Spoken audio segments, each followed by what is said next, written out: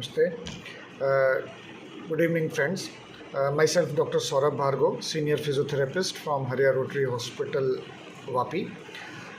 सबसे पहले तो मैं अपने सीनियर कलीग्स, टीचर्स और हमारे फ्रेंड्स, स्टूडेंट्स, इन सबको वर्ल्ड फिजियोथेरेपी डे की बहुत बहुत शुभकामनाएं और बधाई देना चाहता हूं। वर्ल्ड फिजियोथेरेपी डे आज का जो एक स्पेशल दिन है सेलिब्रेट करने के लिए, तो वो तो हम लोग हमेशा और रोज़ भी करते हैं, लेकिन आज एक ऐसा दिन है जिसमें हम सबके लिए और एक खुशी की बात होती है कि इंटरनेशनल लेवल पे ये दिन को सेलिब्रेट करते हैं। तो सबसे पहले मैं अपने फ्रेंड्स और जो स्टूडेंट्स हैं, जो कलीग्स हैं, फिजियोथेरेपी ब्रांच के लोग हैं, फिजियोथेरेपी फील्ड के लोग हैं, उनके लिए बस एक यही मैसेज शेयर करना चाहता हूँ कि आप जो भी वर्क कर रहे हैं बहुत ही अच्छा काम कर रहे हैं और अपने लेवल पे जो मैक्सिमम आप अपने ऑनेस्टली और पूरी सिंसियरली के साथ पेशेंट्स को बेनिफिट करने के लिए काम कर रहे हैं, ऐसा ही कंटिन्यू रखिए। स्टूडेंट्स के लिए मैसेज है कि जितना ज़्यादा से ज़्यादा आप एफ़र्ट करिए, मेहनत करिए और नई नई जो टेक्निक्स हैं, चीज़ें हैं, उनको सीखिए और सीनियर्स से एक्सपीरियंस गेन कीजिए, सीनियर से अपना हेल्प लीजिए और अपनी फील्ड के लिए आगे उसको डेवलप करने में हेल्प करें। अब जनरल जो सोसाइटी में, पब्लिक्स में एक फ़िज़ियोथेरेपी के लिए मैं मैसेज यही देना चाहता हूँ कि फ़िज़ियोथेरेपी ब्रांच एक मेडिकल की ऐसी ब्रांच है जिसमें हम लोग मेडिसिन्स का रोल नहीं है हमारी ब्रांच में, और विदाउट मेडिसिन्स मतलब कुछ एक्सरसाइजेस के थ्रू, कुछ मशीन्स के थ्रू, कुछ डिफरेंट मोबिलाइजेशन, मैनिपुलेशन टेक्निक्स के थ्रू कुछ ट्रीटमेंट करते हैं जिससे कि पेन में रिलीफ होता है, वीकनेस में थोड़ी मसल्स की जो जॉइंट्स की वीकनेस होती है उनको स्ट्रेंथन करने में हेल्प मिलती है, और जो कहीं पे स्टिफनेस होती है जॉइंट्स में, बॉडी में, उसको रिलीफ करने में हेल्प मिलती है। तो फिजियोथेरेपी मेनली 3 पॉइंट्स के ऊपर हेल्प करता है। एक तो पेन में रिलीफ करने में हेल्प करता है, दूसरी बॉडी के पार्ट्स में जहाँ पे मूवमेंट नहीं है वीकनेस की वजह से, चाहे वो नर्व इंजरी हो, मसल इंजरी हो, उसको ठीक करने में हेल्प करेगा। और अगर स्टिफनेस होती है कहीं पे, चाहे वो फ्रैक्चर के बाद, ऑपरेशन के बाद, जॉइंट्स में, शोल्डर में, नी में, या कोई भी जॉइंट्स में जहाँ पे कहीं ऑपरेशन हुआ है, रॉड लगाया है, प्लेट लगाया है, प्लास्टर किया है, तो वहाँ पे कहीं पे स्टिफनेस डेवलप हो जाती है उसके बाद में, तो उसको ठीक करने में फिजियोथेरेपी हेल्प करता है। तो फिजियोथेरेपी मेनली एक्सरसाइजेज़ के थ्रू, जिसमें कुछ मैनुअल एक्सरसाइजेज़ होती हैं जो पेशेंट कुछ एक्सरसाइज अपने आप कर सकता है, कुछ एक्सरसाइज फिजियोथेरेपिस्ट हेल्प करके कराते हैं, और कुछ एक्सरसाइज ऐसी होती हैं जो कुछ इंस्ट्रूमेंट्स के थ्रू एक्सरसाइज की जाती है, जैसे साइकिल है या शोल्डर के लिए एक्सरसाइजेज है, तो इस तरह से तो कुछ इंस्ट्रूमेंट्स के साथ में भी एक्सरसाइज। पेन रिलीविंग के लिए कुछ मोडिलिटीज़ यूज़ होती हैं जिसमें शॉर्ट वेव डायथर्मी है, आईएफटी है, टेंस है, अल्ट्रासोनिक है, ऐसे कई सारी मोडिलिटीज़, हॉट पैक्स हैं, कोल्ड पैक्स हैं, आइस पैक हैं, तो यूज़ होती हैं मोडिलिटीज़।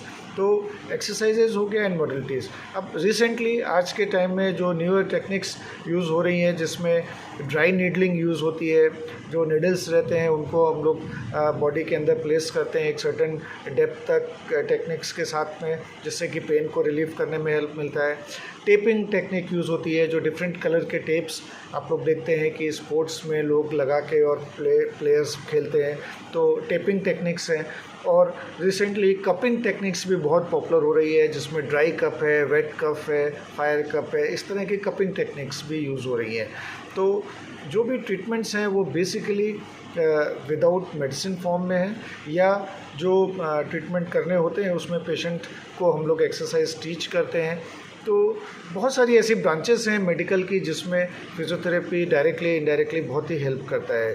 जो बहुत ही कॉमन होते हैं ऑर्थोपेडिक्स के जो पेशेंट्स होते हैं जिनको फ्रैक्चर हो गया है, या मसल इंजरी हो गई है, या स्प्रेन हो गया है, स्ट्रेन हो गया है, या नेक पेन है, बैक पेन है, जॉइंट्स पेन है, शोल्डर का स्टिफनेस है, टेनिस एल्बो है, रिस्ट में पेन है, ऑस्टियोआर्थराइटिस नी का पेन है, तो ऐसे बहुत सारी कंडीशन जिसमें पेशेंट्स को अपने मूवमेंट्स करने में डिफ़िकल्टी होती है, पेन होता है, तो उसमें हम लोग बहुत ही अच्छे से ट्रीटमेंट कर सकते हैं।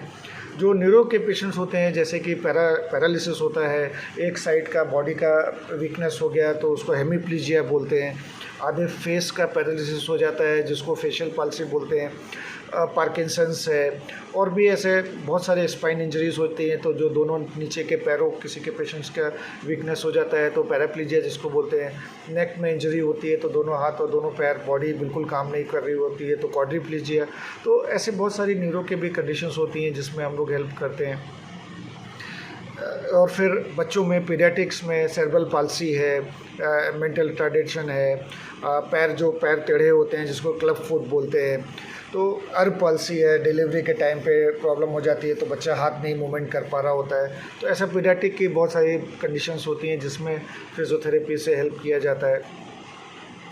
गायनेकोलॉजिस्ट में, गायनेक में डिलीवरी के टाइम पे, प्रेगनेंसी के टाइम पे कुछ एक्सरसाइजेज हैं जिसको एंटीनेटल केयर हम लोग बोलते हैं। फिर डिलीवरी के बाद पोस्ट नेटल केयर है, डिलीवरी के बाद कुछ एक्सरसाइजेज होते हैं जो मदर को हम लोग टीच करते हैं, जो कि उनको अपने मसल्स की स्ट्रेंथ को, अपने बॉडी के शेप्स को रीगेन करने में हेल्प करती है। तो गायनेक में भी फिजियोथेरेपी का रोल है। स्पोर्ट्स में बहुत बड़ा रोल है। आजकल आप लोग देख रहे होंगे कि स्पोर्ट्स इंजरीज़ में हर एक प्लेयर को जो इंजरी हो जाती है उसको ठीक करने में फिजियोथेरेपिस्ट का बहुत इंपॉर्टेंट रोल आता है।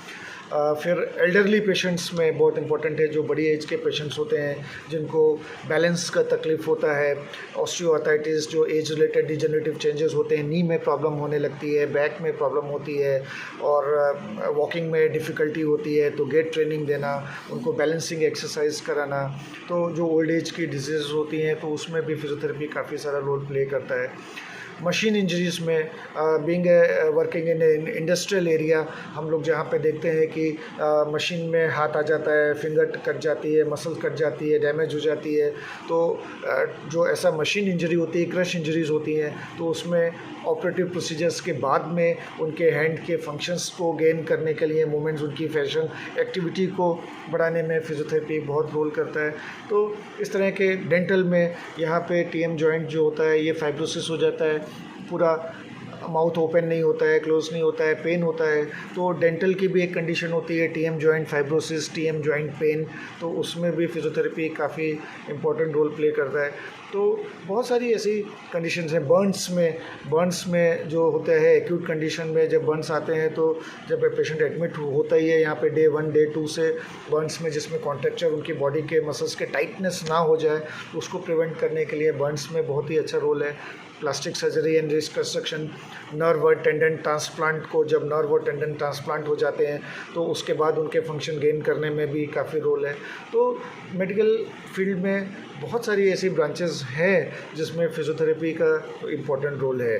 तो आज के दिन मैं सब जो सोसाइटी में लोग हैं, समाज में लोग हैं, उनको सबको ये बताना चाहता हूँ कि फिजियोथेरेपी एक ऐसी ब्रांच है जो आपको बहुत सारे तरीक़ों से हेल्प कर सकता है।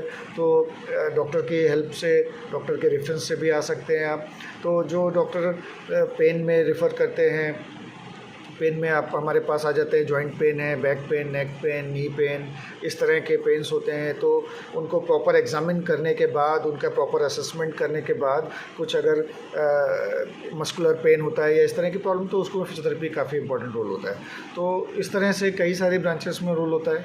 तो आपके जो भी नियरेस्ट फिजियोथेरेपिस्ट होते हैं, अगर आपको बॉडी में, जॉइंट्स में, नेक में वीकनेस मसल्स की फील हो रही है, पेन फील हो रहा है, स्टिफनेस या टाइटनेस फील हो रही है, चलने में तकलीफ़ हो रही है, जो वेट बढ़ रहा है, वेट को कम करना चाहते हैं, एब्डोमिनल मसल्स को कम करना चाहते हैं, कहीं पेट बढ़ जाता है जिसकी वजह से बैक पेन और प्रॉब्लम होती है, बैक में प्रॉब्लम होती है। तो इस तरह की बहुत सारी जो प्रॉब्लम्स हैं उनको आपके जो नियर बाई फिजियोथेरेपिस्ट हैं, जो आपके घर के आसपास, आपके नियर बाई हॉस्पिटल्स में फिजियोथेरेपी डिपार्टमेंट में आप डायरेक्टली जा सकते हैं और वो आपको प्रॉपर गाइड करेंगे और हेल्प करेंगे।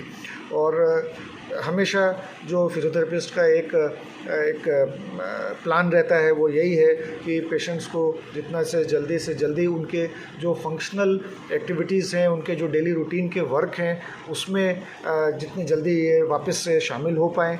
और जो ऑक्यूपेशनल वाले पेशेंट्स आते हैं, जैसे मैंने बताया इंडस्ट्रियल इंजरीज़ हो जाती हैं, ट्रॉमा हो जाता है, तो वो वापस से अपने वर्क में जितनी जल्दी से जल्दी पहुँच पाएँ, तो वो एक important role physiotherapist play play करता है।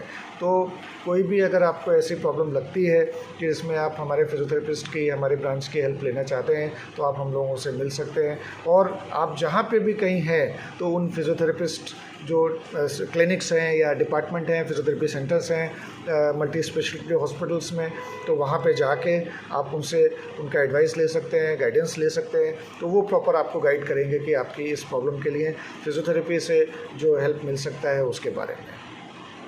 Thank you very much.